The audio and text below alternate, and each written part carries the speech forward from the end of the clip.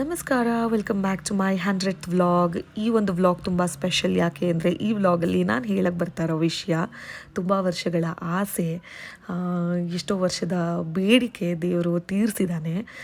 ನಮ್ಮಣ್ಣ ಮರಳಿ ಹುಟ್ಟಿ ಬಂದಿದ್ದಾನೆ, ತಿರ್ಗಾ ಹುಟ್ಟಿ ಬಂದಿದ್ದಾನೆ. ಅವನ ಥರನೇ ಇದ್ದಾನೆ ನಮ್ಮ ಪಾಪು ಇವಾಗ.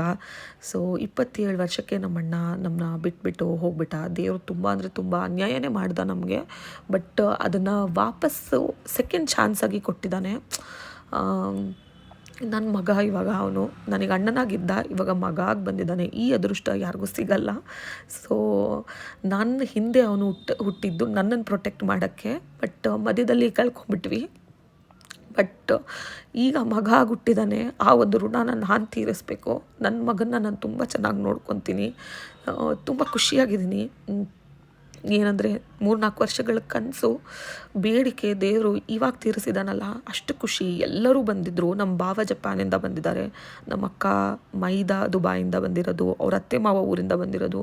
ನಮ್ಮ ರೋಡಲ್ಲಿ ನಮ್ಮ ಇಡೀ ಕ್ಲೋಸ್ ಸರ್ಕಲಲ್ಲಿ ಎಲ್ಲರೂ ತುಂಬ ಖುಷಿಯಾಗಿದ್ದಾರೆ. ಸೊ ಈ ಒಂದು ಖುಷಿನ ಹೇಳಕ್ಕೆ ಸಾಧ್ಯನೇ ಇಲ್ಲ. ಬರ್ತಾನೆ ಎಲ್ಲರಿಗೂ ಬಿರಿಯಾನಿ ಹಾಕಿಸಿ ಭೂಮಿಗೆ ಬಂದಿದ್ದಾನೆ. ಅವನ್ನ ಫಸ್ಟ್ ನೋಡಿದ್ದ ಮೂಮೆಂಟ್ ಇದು.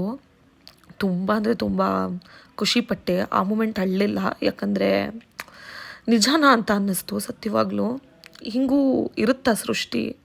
ಕೊಟ್ಟು ಕಿತ್ಕೊತಾನೆ, ತಿರ್ಗಾ ವಾಪಸ್ ಕೊಡ್ತಾನೆ ದೇವರು. ಹೇಳೋಕ್ಕೆ ಮಾತೆ ಬರ್ತಾಯಿಲ್ಲ, ಅಷ್ಟು ಖುಷಿ ಇದೆ ನನಗೆ.